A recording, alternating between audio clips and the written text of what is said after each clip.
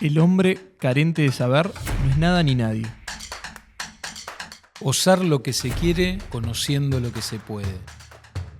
Uno tiene siempre opciones. Para empezar, la opción de cómo se ubica internamente para vivir esa experiencia. Hola a todos, bienvenidos a Para Ser Alguien, un podcast creado por aquellos que estudiamos logosofía para acercarles un poquito más de esta ciencia que revoluciona el mundo y la manera de ver tu vida. Hola, mi nombre es José Martín y me acompaña, como siempre, mi compañero de ruta, Jorge Novelo. Bienvenido, Jorge. Hola José, ¿cómo estás?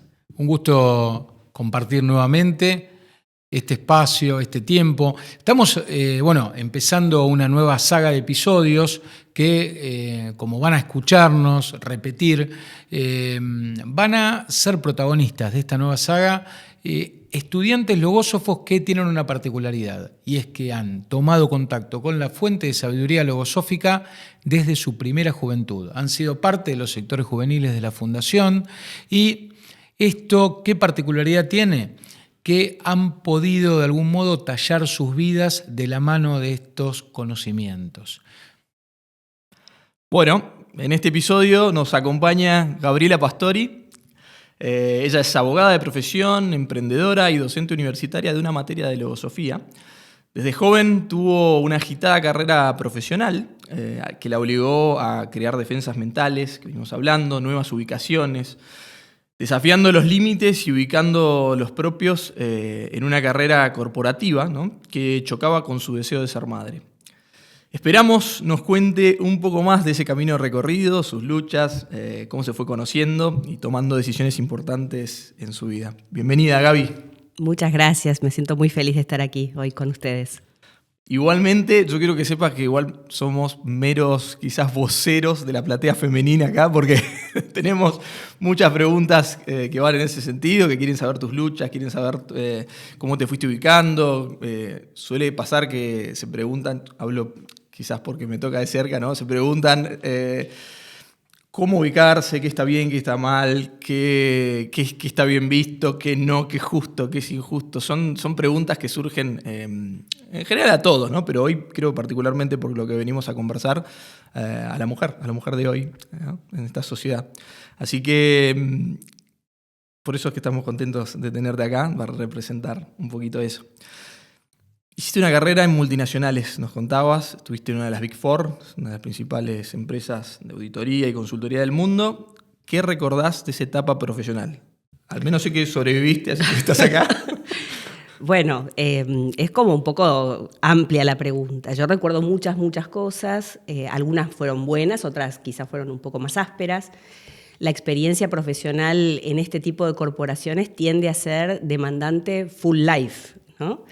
Es decir, yo tuve una experiencia muy interesante para mí previa en una empresa multinacional de seguros, donde ya aprendí un poco cómo era este ritmo, de qué manera uno empieza a tener que, correr el eje a veces de determinadas decisiones individuales, familiares y demás, porque el ritmo de la corporación lo demanda. Y cuando pasé a la Big Four en la que trabajé, fue como más. Ahora, uno tiene siempre opciones, ¿no? Uno siempre tiene, para empezar, la opción de cómo se ubica internamente para vivir esa experiencia.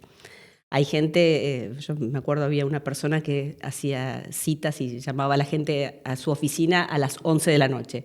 A vos hoy, venite a las 11 a mi oficina porque vamos a ver tal tema. Trabajar nocturno. Claro, y bueno, por supuesto hay gente que decide seguir ese camino, y en este caso en particular hubo un caso de una socia mujer en esta organización que dejó su vida de lado porque tenía hijos chicos y prácticamente no los vio crecer, hizo una carrera profesional brillante, murió muy joven, ¿no? Y cuando uno ve este tipo de situaciones dice, bueno, esta experiencia es la que yo quiero hacer.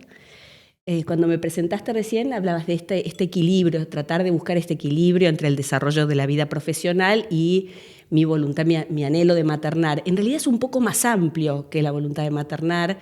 Por lo menos en mi experiencia, el tema de maternar iba inserto en otra cosa, que era darle a la vida otro contenido que incluyera también esto de formar las bases de una familia, porque no era simplemente el hecho de maternar.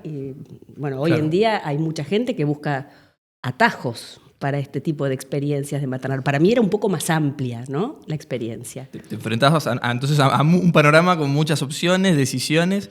Si querés, hacemos como una vueltita de que nos cuentes en qué momento te conectás con logosofía y cómo eso impacta un poco todo lo que va a venir después. Era tan joven. Bueno, yo tenía un compañero de facultad con el que yo tenía 22 años, ¿no?, cuando tomé contacto con la enseñanza logosófica, y tenía un compañero con el que teníamos charlas interesantísimas que siempre iban un poco más allá, no relacionados con los estudios académicos, sino la vida, ¿no? Y él en un momento me invita a una charla. Mirá, estoy yendo a un lugar que es interesante, que se tocan temas que quizás, bueno, todo el mundo habla de estos temas, pero ahí tienen un enfoque diferente y es muy interesante. Y bueno, me invita, voy con él a una charla informativa y cuando llego me encuentro que era un lugar donde durante años yo había visto, ¿puedo mencionar un diario? En el diario Clarín salían gacetillas sobre charlas informativas de este lugar. Y que siempre me había preguntado, yo era muy chiquita cuando empecé a ver estas gacetillas y no era cerca de donde yo vivía, no me dio como para ir directamente. Pero cuando llego a ese lugar, que me llevaba mi amigo, dije, bueno, parecía que este lugar de alguna manera me venía llamando, ¿no? Así fue mi primera charla y me interesó, hice un pequeño curso informativo para saber de qué se trataba, que bueno, es la manera en que la institución sigue trabajando hoy en día. Y después ingresé a la institución como adherente, como un miembro regular, y desde entonces soy una investigadora logósofa, ¿no? Que acompañó todo ese conocimiento profesional, ¿no?, como una ciencia auxiliar de tu vida, la logosofía. Pero bueno, tenías que empezar a trabajar, saliste al mundo corporativo de una, esa fue la primera experiencia. No, primero hice otro tipo de experiencias laborales. Yo cuando era joven hice algún deporte con bastante intensidad, fui entrenadora deportiva, después bueno, hice distintas cosas y empecé a trabajar en el ámbito de la profesión, de la mano de quien yo considero mi padrino profesional, en un estudio boutique, era un estudio chico. Después, con el tiempo, uno tiene más elementos para dimensionar la experiencia y fue una experiencia de lujo, ¿no? Es decir, desde el punto de vista técnico y desde el punto de vista ético. Pero era un estudio muy chiquito, muy protegido, ¿no? Era una persona de la edad de mi padre, trabajaba el padre de uno de los socios, era como trabajar con un padre y un abuelo. Fue una muy linda experiencia. Y de la mano de este empleo, mi jefe fue designado para tener una posición muy importante cuando se privatiza la Caja, la compañía de seguros, y yo fui con él detrás. Esa fue mi primera experiencia en el mundo corporativo. Entré también muy protegida, digamos, ¿no?, porque iba con alguien que me iba abriendo las puertas, pero fue un shock de trabajar en una oficina pequeña, con un ritmo casi familiar, una empresa que tenía 3.000 empleados, ¿no? Pero bueno, fue una gran experiencia desde el punto de vista formativo y al mismo tiempo un gran desafío para probar la consistencia de mis convicciones, ¿no? Claro, ¿y qué herramientas te otorgó la logosofía en esa etapa? ¿Sí? ¿O qué diferencial podés encontrar con jóvenes que por ahí transitando experiencias similares, bueno, viven la vida de un modo diferente? La verdad es que yo tuve en aquel momento una serie de experiencias de absorción, no diría que llegué a ser workaholic, pero digamos donde vos sentís que el ritmo te lleva a trabajar y a dedicar pedazos de vida más allá de lo que uno querría, pero dentro de un cierto margen razonable, digamos, ¿no? Cuando terminé esa experiencia y me fui a la Big Four, donde ya no tenía ese entramado afectivo que se había construido desde que yo empecé a trabajar y era muy chiquita, ¿no? Entré así como un poco más en frío a ese ámbito laboral corporativo. Ahí sí me di cuenta que yo tenía por delante, digamos, distintas opciones que se abrían y que dependían de la ubicación interna que yo decidiera. Y para ser bien concreta, a mí me fue bastante bien en mi profesión. Yo como abogada, ¿no? Yo soy abogada y trabajaba en un estudio de contadores. Es un choque cultural y en ese ambiente, digamos, tan particular que se genera, se abren básicamente dos opciones: que vos innoves y generes algo nuevo o que choques irremediablemente todos los días.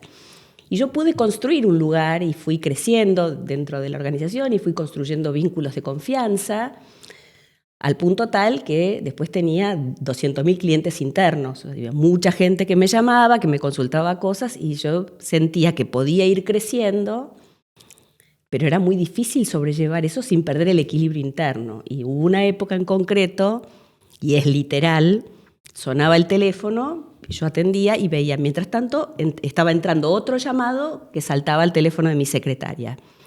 Y como no atendía, sonaba el celular. Entonces terminaba de hablar lo que podía, volvía a colgar y volvía a sonar. Era así desde las 10 de la mañana hasta las 19 horas, sin parar. Cuando terminaba las 19 horas y la gente se iba, ahí podía empezar a trabajar. Y a veces pasaba que miraba la pantalla de la computadora y había un acta delante de lo que estaba haciendo.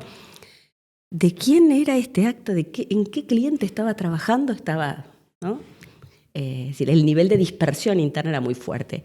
Y me di cuenta que si yo hubiera pretendido seguir por este camino, probablemente habría llegado a posiciones corporativas altas, bastante altas, pero quizás a los 37 años podría ser directora con un par de stents.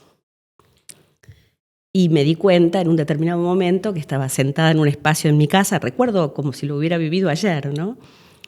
Y claro, estoy viviendo una vida opuesta a la que quiero vivir. Yo no quiero esto.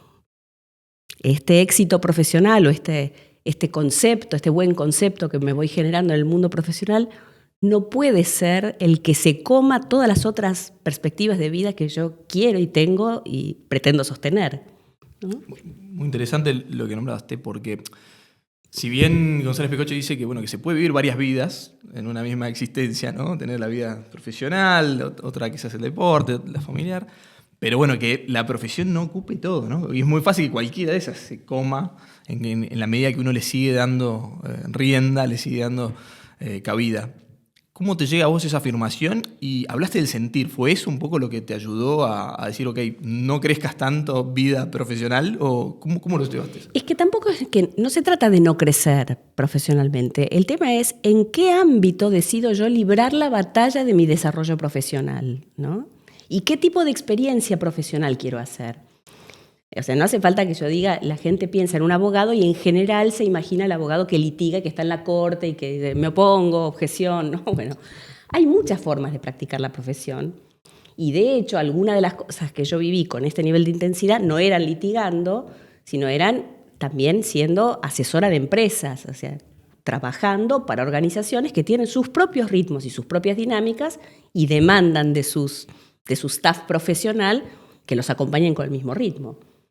Pero no todas las organizaciones son iguales, no todas exigen el mismo ritmo. La cuestión es si yo elijo trabajar con aquellas organizaciones que tienen un ritmo desquiciado, llamémoslo así, o si busco empresas como clientes que también están buscando sostener sus propias dinámicas organizacionales sobre la base de otros valores, que sean más compatibles con aquellos que yo quiero. O sea, una organización donde uno de los socios te cita para ver el balance del cliente Pepito a las 11 de la noche, sostiene valores que no son muy compatibles con sostener una vida familiar, por ejemplo. Claro. Es interesante porque este contraste que vos estás compartiendo es posible en la medida que uno es consciente de que está construyendo un mundo propio y que ese mundo se puede desmoronar si lo expongo a determinados ambientes, por ejemplo. Y además hay que pensar si uno está construyendo un mundo propio o uno se deja arrastrar por la corriente, ¿no? Y tuve una experiencia bien concreta en se me van a caer las sotas. El público sabrá disimular. Cuando yo empiezo a trabajar en esta organización, ¿no? En esta Big Four, venía de una experiencia de mucha intensidad horaria. Buen ambiente, pero era muy demandante. Y dije, yo quiero trabajar distinto y querría también crecer profesionalmente en ciertos ámbitos. Bueno, paso de organización, empiezo a trabajar y digo, ¿y qué quiero yo? Yo para ese entonces ya estudiaba logosofía, yo me recibí ya siendo investigadora logósofa y dije, ¿qué espero yo de esta experiencia? ¿No? Por supuesto, uno espera trabajar, ganar dinero, en fin, las cosas obvias. Pero más allá de eso, ¿qué es lo que yo espero de esta experiencia? Y yo en ese momento tuve la lucidez de decir, yo quiero ser libre de ritmos corporativos impuestos desde afuera. Entonces lo que voy a tratar de hacer es hacer una experiencia de, digamos, 3 años En esos 3 años quiero aprender todo lo que yo pueda aprender trabajando en este lugar. Le tiene que servir a la organización, pero me tiene que servir a mí. Y al término de este periodo de 3 años me gustaría poder independizarme y ver de qué manera trabajar en forma independiente para aplicar estos conocimientos que aspiro a adquirir, y en paralelo tener esta libertad interna y externa para, por ejemplo, sentar las bases de mi propia familia. Empecé con esto muy claro. Empiezo a trabajar, encontré los desafíos, las dificultades que se fueron suscitando, empiezo a construir ese espacio que yo mencioné antes, empecé a crecer, empecé a estar desbordada por la presión, digamos, de los clientes internos y, bueno, en toda organización grande hay distintos tipos de dificultades que se viven. Y viene el contexto de esta querida Argentina. En ese momento empieza a ver la crisis, me siento una anciana, bueno, la crisis del tequila, la crisis del vodka, todas las crisis que hubo terminando los 90s. Y en ese momento era muy fuerte la apuesta de decir, bueno, yo renuncio porque ya cumplí el periodo de 3 años, ya aprendí bastante y salgo a poner la chapita en la puerta, decir, Gabriela Pastori, abogada, venga aquí con la fusión de sus 2 compañías, ¿no? Decir, que con sus 2 unicornios que yo le hago la fusión. Digamos, no iba a suceder. En ese momento también hubo ciertas manifestaciones internas de temor. ¿Es el momento? ¿No es el momento? Me estaba yendo muy bien. Y entonces postergué esa decisión. Y en lugar de 3 años, me llevó 6 años esa experiencia. ¿Para qué? Después me fui después del 2001, ¿no? O sea que también fue una especie de crisis muy significativa. Pero a lo que voy es que a veces uno tiene una idea, un anhelo, un propósito, enfila hacia allá, y después en el camino se desdibuja un poco la imagen nítida con la que uno empieza. Y ese es también un aspecto muy interesante para observar, ¿no? Porque hay ciertas decisiones que uno tiene que adoptar y ratificar todos los días, qué es lo que uno quiere, porque si no, la experiencia te lleva puesto, ¿no? Muchas veces. Y muchos te dicen, ay, pero tenés una tarjeta, tu cargo es una cosa, la tarjeta es así por toda la importancia del cargo. Y... ¿Ya tenías el pensamiento de ser mamá en ese momento? ¿Lo estabas planificando? ¿Querías esperar a tomar esta decisión? ¿Cómo jugaba eso en tu cabeza en ese momento? Bueno, yo soy de formación familiar y todo bastante clásica, ¿no? O sea, mis padres son profesionales universitarios ambos, ejercieron, o sea, son odontólogos los 2. Mi padre, si fuera por él, seguiría trabajando. Mi madre se jubiló a los 80 porque dijo, falta que le dé la apoplejía a ella con el paciente con la boca abierta. O sea, la idea de una vida con la profesión integrada siempre estuvo. La tenías, siempre la estuvo. herencia estaba. Claramente. Entonces, para mí, la idea de ir desarrollando una vida familiar y trabajar siempre estuvo presente, pero también pensé que yo no iba a empezar a desarrollar una vida familiar mientras no estuviera graduada. No me parecía... No, primero cierro la etapa de facultad y después de cerrar la etapa de facultad empezó esta época de mucha absorción en lo profesional y hubo un momento en el que yo tenía también no sé, yo trabajaba 16 horas por día en los momentos de cuello de botella del año, ¿no? Era realmente un horario imposible, incompatible con una vida normal. Por supuesto, el novio o los novios que tuve en esa época trabajaban al mismo ritmo, porque si no era insostenible ningún vínculo. Obviamente ese tipo de vínculos no son buen cimiento para intentar plasmar una vida de familia. Y bueno, entonces esos vínculos no prosperaron hasta que en un determinado momento empecé a trabajar un poco más internamente para decir, bueno, ¿cómo tengo o qué imagen tengo yo de cómo debería ser mi vida para que quepa esa vida de familia que yo quiero sostener, ¿no? Porque trabajando 16 horas por día no va a ser, en todo caso, no va a ser la que yo quiero, ¿no? El hecho biológico de tener una pareja y tener un hijo es posible, pero no es lo que yo quiero. Así que, bueno, yo me estabilicé afectivamente bastante grande, ¿no? Yo soy jovial, pero digamos, tengo mis años, y cuando finalmente encontré la persona que la vi, digamos, identificada con los valores que yo quería para sostener y para construir juntos una vida de familia, lo demás fluyó naturalmente, ¿no? Y fue para mí muy interesante ver cómo también hay que estar tomando decisiones en este sentido y tener el valor de dejar de lado cosas, porque si yo tengo este vaso así apretado en mis manos, no hay manera de que yo con esta mano agarre otra cosa si no estoy dispuesta a soltarlo. La vida profesional es muchas veces una especie de canto de sirena, ¿no? Y en este momento para las mujeres, además que durante mucho tiempo han estado postergadas en sus desarrollos, con sus techos de cristal, un montón de cosas que no hace falta que yo las mencione, seguramente en la audiencia mucha gente las ha escuchado nombrar o las vive. Yo tengo que aclarar que no fue mi experiencia, pero que el mundo corporativo y del trabajo en general está dispuesto y planificado para la perspectiva masculina.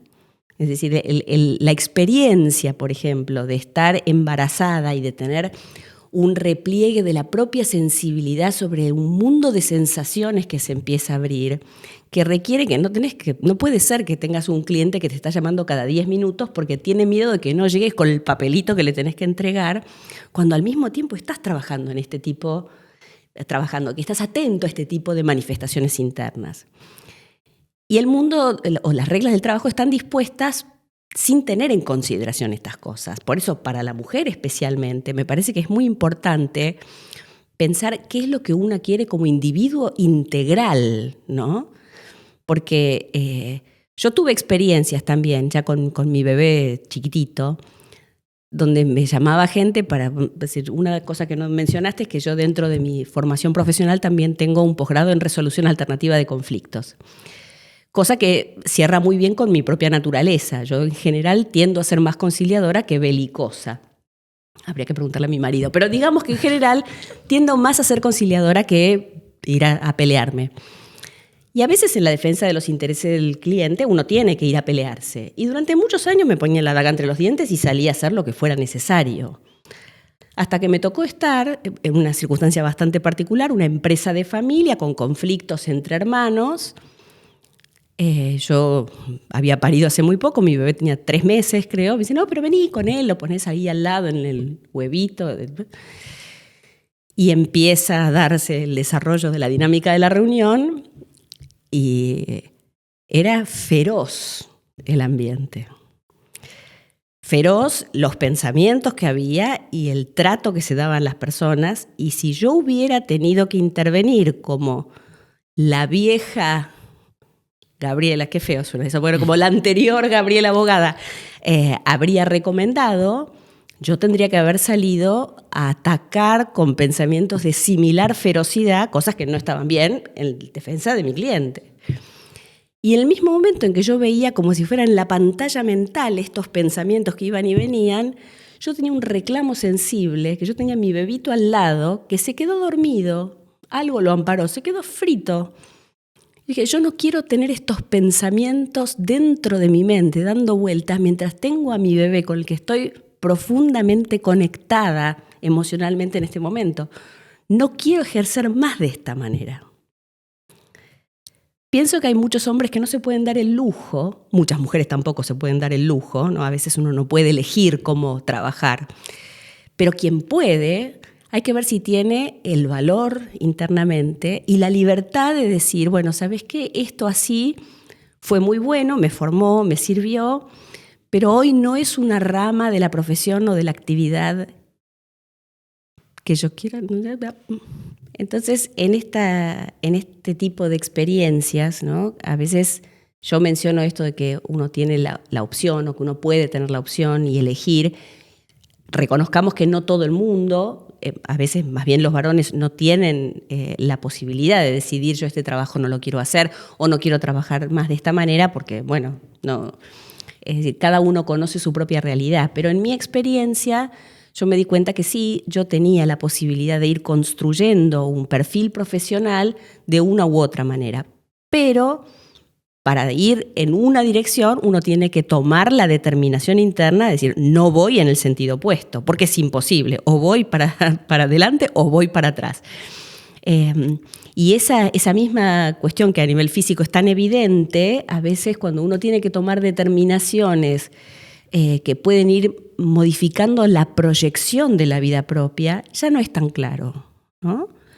Y yo mencionaba esto, bueno, la vida profesional muchas veces opera como cantos de sirena. Uno va porque el día de mañana, porque voy a tener un ascenso, porque voy a tener más dinero, porque voy a tener más reconocimiento. Y en última instancia, la pregunta que uno debería hacerse es, ¿y voy a ser más feliz? Que pareciera que es un elemento que está fuera de la ecuación hoy, ¿no? Cuando uno piensa en la vida profesional, ¿me va a ayudar a ser más feliz? Y no lo planteo como una propuesta ingenua, ¿no? Pero yo recuerdo épocas en que trabajaba mucho, demasiado, me iba bien materialmente, me iba bien profesionalmente, y yo tenía la sensación de que mi vida estaba vacía, porque no tenía tiempo material, a veces realmente, literalmente no tenía tiempo de gastar y disfrutar el dinero que ganaba. Pasó esa época, pero soy mucho más feliz, porque no estoy comprometida en trabajos que yo sienta que comprometen lo más profundo de mi integridad moral. Fuiste bombardeada como por un montón de pensamientos internos, creo que son todos cuestionamientos, sensaciones que siempre están ahí, ¿no? Como habíamos dicho en otros episodios, son pensamientos autónomos que aparecen y que empiezan a alimentarse, ¿no? De esa energía y lo llevan a uno en distintos sentidos. Todo un desafío parárseles, ¿no? Y crear esas defensas. Lo que pensaba es que también existen pensamientos externos a uno.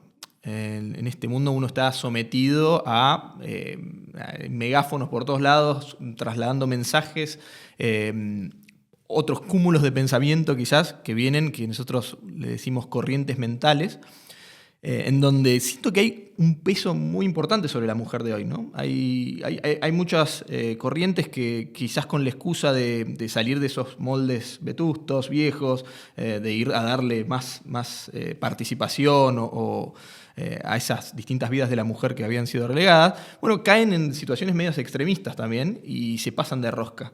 Entonces, quería entender cómo procesaste vos estos pensamientos externos, estas corrientes mentales que decimos. Bueno, primero tengo que decir que quizás tuve la dicha de ver el ejemplo de mi madre, que era profesional y que al mismo tiempo era madre y presente, porque también eligió una profesión que le permitió hacer un ejercicio liberal. Entonces no tenía tanto la presión, no es lo mismo que si estás adentro de una organización y competís con colegas por el mismo puesto. Es decir, yo tuve ese ejemplo. Por otra parte, me parece que más allá de los ejemplos, lo que te puede garantizar en ese sentido una cierta protección frente a las cosas más extremas que pueden pasar es tener libertad de pensar, ¿no? Esto de que de pronto digan, ahora hay que vestirse azul, todo el mundo vestirse azul. Y bueno, y a mí capaz no me queda bien el azul. Pero si no me atrevo a preguntarme y a decir el día de mañana, ¿sabés qué? Puede estar de moda el color azul, pero realmente no es el que a mí me gusta el verde. Bueno, es en esa libertad donde uno va tomando las decisiones que lo llevan a construir una vida más allá de lo que la presión de los contextos impongan. Yo recuerdo que tenía 15 años, y todavía me acuerdo, mira qué maravilla, y tenía, todo mi círculo social, mis amigas y demás, tenían determinados intereses, aficiones, hobbies, y yo no compartía nada de todo eso. No, estaban toda la semana pensando a dónde iban a ir a bailar, y no me interesaba. Y estaba de moda determinado estilo, y todas se vestían con ese estilo, y a mí no me gustaba. Y recuerdo que en un determinado momento me puse como medio hippie, ¿no? Y recuerdo también la experiencia en un momento donde estaba en un lugar público sentada con una camisola de bambula, ¿no? Bueno, sí, y me di cuenta que no es el ámbito, digamos, no son las modalidades de la familia en la que yo me formé, ¿no? Es más bien clásica mi familia. Y me di cuenta que, claro, yo no quería ser del montón de mis amigas que tenían este cultivo de estas aficiones e intereses. Dije, como yo no quiero ser del montón, soy del antimontón, que es un montón más chico. Y ahí empezó el camino de la búsqueda de mi propia identidad, de cómo era yo realmente, cuáles eran las cosas que a mí realmente me interesaban, porque a mí me interesaban y no porque le interesan a la masa o porque la masa está en contra, ¿no? Porque también en esa edad, en la adolescencia, muchas veces uno opera por rebeldía. De hecho, yo creo que ese fue el largo caminito que hizo que 7 años después yo encontrara la orientación de la enseñanza logosófica, porque estaba buscando algo que me permitiera establecer ese contacto profundo con lo que había dentro de mí para poder navegar en las aguas en las que todo el mundo navega, pero con otros elementos internamente. Porque aclaremos esto, yo soy una investigadora logósofa, trato de tener una vida genuinamente espiritual, trato de tener valores que rijan mi conducta diariamente. Tengo un hijo adolescente al que trato de inculcar esta misma inclinación por saber y por avanzar y por profundizar en las opciones que da la vida, pero yo pago los mismos impuestos, leo las mismas noticias en los diarios y vivo con las mismas dificultades que tiene todo el mundo. O sea, yo no tengo una vida diferente en ese sentido, me ubico diferente. Y pienso que para las mujeres hoy, y para los jóvenes varones también, hay ciertas corrientes mentales que son fuertísimas, como las ha habido otras veces a lo largo de la historia. Y cuando uno ve después que el péndulo vuelve en el equilibrio, quienes estuvieron más identificados con formas muy extremas de ciertas modalidades o de ciertas modas o corrientes, muchas veces es muy duro, ¿no? Entonces ahora estamos viviendo un auge del feminismo, por ejemplo, un feminismo un poco extremo, tanto que las primeras camadas de feministas muchas veces toman distancia de ciertas ubicaciones muy virulentas, y convengamos que la lucha de las primeras feministas, de las sufragistas, fueron como más duras que las que se viven ahora, ¿no? Y sin embargo hay una efervescencia en torno a este tipo de cosas donde yo pienso, cada una de las personas que sostiene estas ideas con tanta vehemencia, ¿realmente es lo más importante que pasa en el eje interno de sus vidas la defensa de este tipo de cuestiones? ¿O en el fondo hay también un corrimiento de lo que es más importante para la proyección de la vida propia, porque hay una ignorancia de cómo establecer contacto con esa parte más profunda, ¿no? Yo quiero aclarar que yo no me considero feminista, tampoco me considero machista, yo me considero femenina. Nunca sentí puede haber habido alguna cosita menor, pero yo nunca sentí que se me cerraran puertas por el hecho de ser mujer. Lo que sí pienso es que yo tengo algo que me da una oportunidad que a veces los varones no tienen. O sea, no siento que tengo menos posibilidades, siento que tengo incluso más si yo busco no tanto el qué hacer, sino el cómo hacer desde esa configuración interna como mujer, ¿no? Que es, por ejemplo, esto que yo manifesté. Yo tenía la posibilidad de elegir en mi práctica profesional algo que me permitiera expandirme internamente y ayudar a otros, porque yo no quería sostener pensamientos que yo percibía que dañaban mi mundo interno y que a la larga iban a dañar a mi hijo. Yo no conozco muchos varones que tengan esa conexión fácil con estos reclamos internos de la sensibilidad. Conozco más mujeres. No siempre estas mujeres encuentran después el elemento que las ayuda a modificar su realidad, pero que el reclamo está, y muchas sufren justamente por este tironeo entre ser profesional y cuidar a sus hijos, ¿no? Y aclaremos, yo fui madre grande y cuando mi hijo nació, yo pensé, bueno, ¿y ahora qué voy a hacer? Dije, yo quiero cuidar y criar a mi hijo, no, tampoco soy extremista, pero lo quiero criar yo, no quiero que a mi hijo lo críen terceros o instituciones.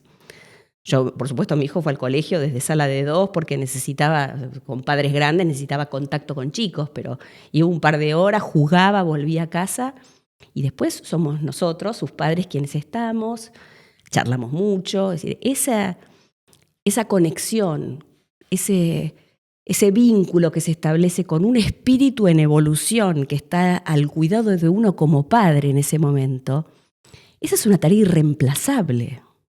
Y yo no me la quería perder. Por suerte pude hacerlo, ¿no? Insisto, hay quizás madres que no pueden. Yo pude ordenar mi vida para eso.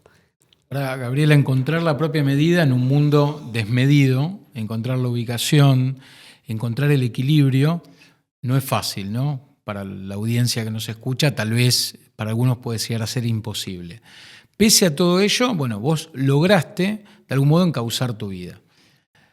Y lo que quiero preguntarte es, ¿qué vino después? Porque muchas, en el ideario, digamos, común, está, bueno, el hecho de, bueno, encontré el equilibrio, llegué a la montaña, encontré, digamos, lo que estoy buscando, se terminó la película. Pero muchas veces ahí vienen pruebas.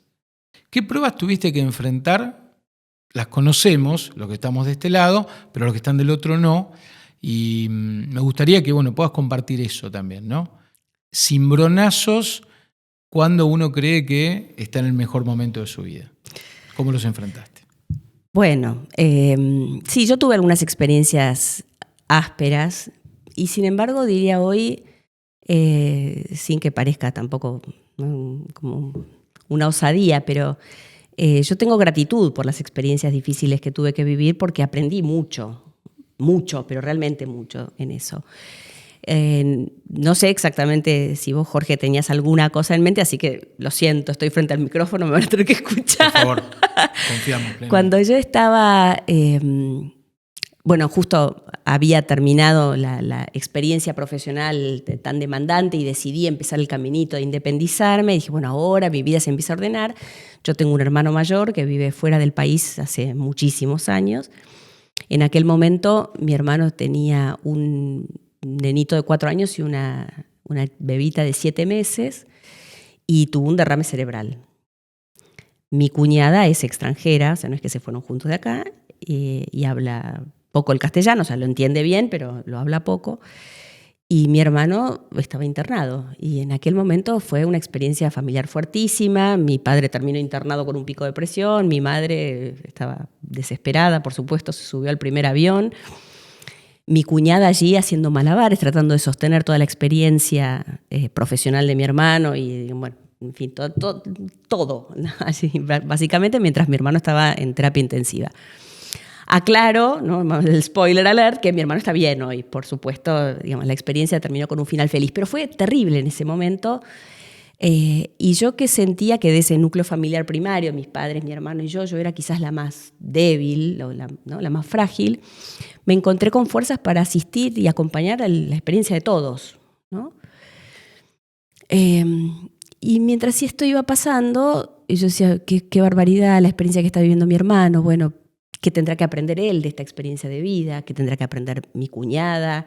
Mis sobrinos, que muy chiquitos, pero en algún momento uno extrae elementos de aprendizaje, mis padres. ¿Y qué tendré que aprender yo? Pensaba que no le puse el cuerpo tan directamente como mi hermano, pero ¿por qué será que estoy viviendo todo esto? Y nada, bueno, la experiencia fue transcurriendo, mi hermano fue mejorando y se diluyó la experiencia. 4 años después, yo estaba embarazada de 7 meses y a mi marido le detectan un tumor cerebral benigno con el cepelín, que era mi panza, porque realmente era... y de pronto, bueno, se lo detectan y dicen, la solución es quirúrgica. Y tuve 2 días de una feroz rebeldía, de ¿por qué? ¿Por qué? Y rápidamente también intercambiando ideas con algunos de mis condiscípulos de estudios de logosofía, que también en ese sentido ayuda a abrir la reflexión, me di cuenta que, bueno, yo por suerte tenía el bebé dentro de la panza, venía conmigo de prepo, no tenía que andar arrastrando bolsos ni pañales porque estaba dentro. Vivíamos a 6 cuadras de Fleni, donde mi marido se operaba, y él tuvo un aviso previo, no como mi hermano, que le estalló la cabeza, pobre, ¿no?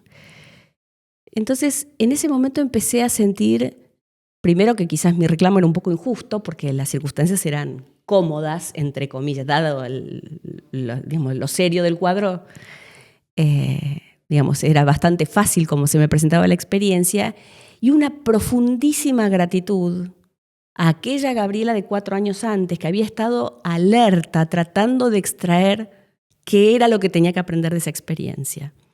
Porque 4 años después, en una experiencia que era, reitero, más fácil, porque no fue en una emergencia médica, sino con un cuadro programado, yo pude acompañar la experiencia de mi marido, de la familia de mi marido, es decir, la madre, que era muy mayor en ese momento y demás, Y claro, yo pienso que él debe haber sentido un poco de desamor, porque yo no estaba desesperada, hasta que después, cuando salió del quirófano, con mi madre le recordamos lo que había sido la experiencia de mi hermano, bastante más traumática. Y dijo, claro, entonces comparando, su experiencia había sido fácil. El tema es que yo estaba embarazada de 7 meses, casi 8 cuando lo operaron, y los primeros pensamientos de alarma que se cruzan es, chao, me quedé sola, el chico no conoce al padre, ¿no? Es decir, y yo no tuve esos pensamientos, porque había tenido previamente la oportunidad de aprender, ¿no? De pertrecharme para experiencias a futuro que se iban a dar. Y bueno, y la experiencia pasó, mi marido salió del quirófano haciendo chistes, una cosa loquísima. Realmente los médicos se sorprendieron de lo rápido que recuperó, y así fue transcurriendo nuestra vida, y las cosas se fueron dando bien y demás, y en un determinado momento, que quizás ahí es como culmina la experiencia, prolijito, me salió mi hijo, un día terminan las clases y al día siguiente me duele acá, terminó con peritonitis. En medio de la pandemia, con todas las complicaciones que había, que podía estar o el padre o yo, bueno, todas esas cosas adicionales. Y yo era pensar eso, ¿no? Que uno tiene otros recursos para saber que la experiencia va a cerrar, va a pasar. Por suerte fueron todas experiencias que desde el punto de vista médico tuvieron buenas resoluciones, fáciles resoluciones. Pero digo, ¿cuánta gente en ese tipo de experiencias agravas el mismo tránsito de la vivencia, desesperándose, quejándose, rebelándose contra la experiencia que está viviendo, en lugar de pensar, ¿y qué puedo aprender yo de esto que en el futuro me permita estar mejor plantada frente a lo que venga? Bueno, Gaby, venís comentándonos un poquito de todas esas herramientas que fuiste cultivando en este proceso de evolución consciente. Quizás podríamos decir tus cimientos, ¿no? Que te sostuvieron y que te permiten, tomar mejores decisiones. Así breve, ¿qué podrías mencionar que son tus bases, tus pilares para tomar decisiones en general en tu vida hoy? Bueno, esto que vos mencionás del proceso de evolución consciente es quizás la base primera, y que es la que engloba prácticamente todo. Que es la voluntad de superación, la voluntad de ser mejor, la voluntad de dejar para las generaciones que siguen, empezando por mi hijo, que es la parte más cercana que tengo, una orientación diferente para darle a la vida el sentido que merece, ¿no? Uno no está aquí para hacer más o menos billetes o para disfrutar de más o menos partidos de fútbol en la tele, sino para darle a la vida un sentido superior. Eso es, creo que la brújula que orienta prácticamente todo lo que yo trato de hacer, y en ese mismo tratar de orientar mis pasos en pos de ese aprendizaje está esto de ser firme a las convicciones más profundas que uno tiene, que hay que ir renovándolas, pero que uno tiene que mantenerse fiel a eso que en algún momento uno dispuso que para uno es justo, bueno y bello, y que merece ser la brújula, ¿no?, que oriente la propia conducta. La última, Gaby, ¿cómo definís el éxito hoy, vos? Bueno, puedo hablar de esto para mí, ¿no? ¿Cuál es el éxito para mí? Para mí el éxito es ir logrando la realización de esos propósitos que me forjé. Y diría que estoy bastante bien encaminada en mi caso particular, porque yo quería un desarrollo de carrera que lo tengo. Yo quería un desarrollo docente porque me gusta y tengo. Hoy la Fundación Logosófica me da también la oportunidad de expandir algunos de mis aprendizajes en 2 ámbitos universitarios distintos, donde se imparten materias de liderazgo con la orientación de la logosofía, y fundamentalmente porque pude construir mi familia sobre las bases de lo que yo quería, poniendo en juego todo lo bueno que yo recibí de la herencia familiar de mis padres, y también corrigiendo muchas de las cosas que yo pienso que eran perfectibles. Y espero que el día de mañana mi hijo las trascienda, ¿no? Que en este linaje que uno va construyendo haya una superación continua. Que no es lineal, pero sí que sea una línea de conducta que nos oriente a todos. Si en las distintas vidas yo puedo ir encaminando mis pasos sobre la base de este desideratum, yo creo que alcancé el éxito. Muchas gracias, Gabriela. Muchas gracias a ustedes. Gracias, Gaby. Vamos a dejar por acá hoy. Gracias por habernos acompañado. Y bueno, creo que nos ayudaste a reflexionar un poquito más de esos valores y principios que guían nuestras decisiones, nuestras acciones, y a tratar de respondernos por uno mismo unas inquietudes éticas, ¿no? Que van surgiendo. Así que, bueno, a vos, si te gustó lo que escuchaste, ayudanos compartiendo el link para llegar a más personas, y recordá que siempre podés dejarnos tus consultas, preguntas, que la idea es intentar resolverlas, responderlas y dejarlas en nuestras redes para que las vean. Y si quieren saber más de Logosofía, no olviden visitar la web. Pueden descargar libros de forma gratuita, pueden acceder a distintos eventos, charlas que se van a estar dando. Y como siempre decimos, hasta el próximo episodio de Para Ser Alguien.